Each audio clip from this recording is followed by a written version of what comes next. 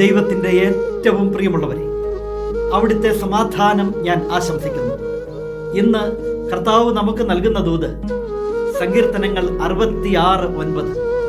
അവിടുന്ന് നമ്മുടെ ജീവൻ കാത്തു പാലിക്കുന്നു, നമ്മുടെ കാലിടറാൻ അവിടുന്ന് സമ്മതിക്കുകയില്ല. ദൈവസ്നേഹത്തെക്കുറിച്ചുള്ള ഈ തിരുവചനം നമ്മൾ കേൾക്കണം, അറിയണം. അവിടുന്ന് നമ്മുടെ ജീവൻ കാത്തു പാലിക്കുന്നു, നമ്മുടെ കാലിടറാൻ അവിടുന്ന് സമ്മതിക്കുകയില്ല. വീണു പോകും എന്ന് വിചാരിച്ചു പോയ പല സന്ദർഭങ്ങളുമില്ലേ ജീവിതത്തിൽ?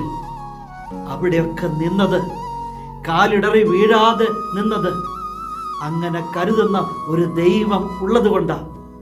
ആ സ്നേഹത്തിൻ്റെ വലയം നമുക്ക് ചുറ്റും അവിടുന്ന് നിർമ്മിച്ചു വച്ചിട്ടുണ്ട്.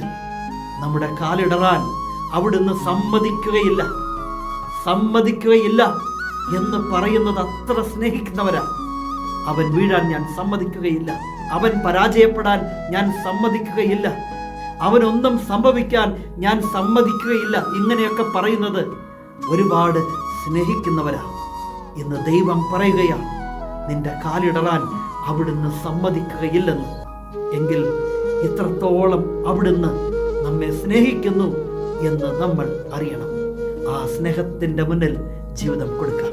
കാലിടറാൻ സമ്മതിക്കാത്ത, ജീവനും കാത്തുപാലിക്കുന്ന ആ കരുണാമയനായ ദൈവം നമ്മെ എല്ലാവരെയും സമൃദ്ധിയായി അനുഗ്രഹിക്കട്ടെ.